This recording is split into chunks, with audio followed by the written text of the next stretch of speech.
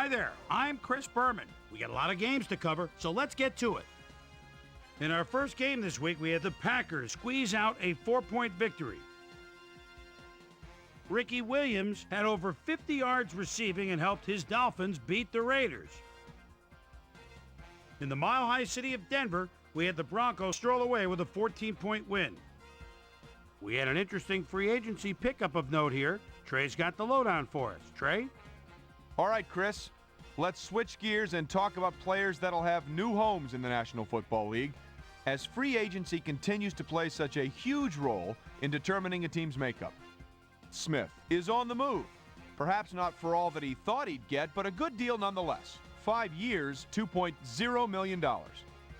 This guy is on the move as well as he signs a 3-year contract with the Chiefs.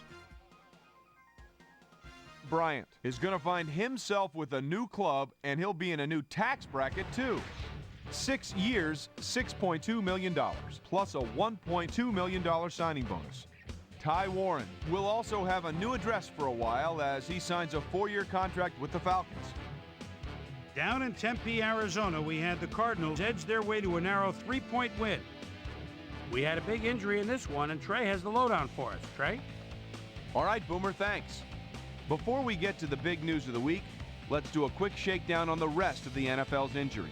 Akin Ayodele might be the biggest loss on this list. Doctors confirming the worst this week, a torn hamstring, and that'll put him out for 8 weeks. Now we'll move on to our top story of the day. Rodney Harrison will be on the sidelines for a while, and that is not good news for his club. So that'll do it for now. Chris, let's send it back to you. Lions, Rams. Torrey Holt is at the 19-yard line, but they'll definitely keep an eye on him, will that defense? One man chucks him. Oh, he just bowls past him. Beautiful touchdown. The Rams win this one by the final score of 31-17. The Seahawks got 300-plus yards from their offense in their victory at Seattle Stadium. Byron Leftwich threw 3 strikes to the end zone and helped his Jaguars beat the Bengals. Right by Lady Liberty in New York, we had the Jets squeak to a 1-point victory. Up at Giant Stadium, we had the Giants lose by a narrow 5-point margin. The Colts went to the air for over 350 yards in their win at the RCA Dome. 49ers, Eagles. Dexter Wynn is set to receive the kick, and it's kind of a number, almost like a wide receiver makes that catch. Now has to reverse field, but he's got a wall in front of him, picks up a big block at the 40. He's got one man to beat. He could go all the way, 78 yards. What a play. The Eagles go on to win this by the final score of 20-16. And in our final game, we had the Vikings come away victorious.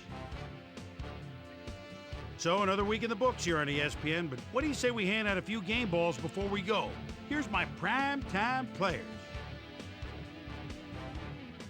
That'll do it, sports fans. I'm Chris Berman, and thanks so much for joining us here in the Bristol studios. We'll see you next week right here on ESPN, the worldwide leader in sports.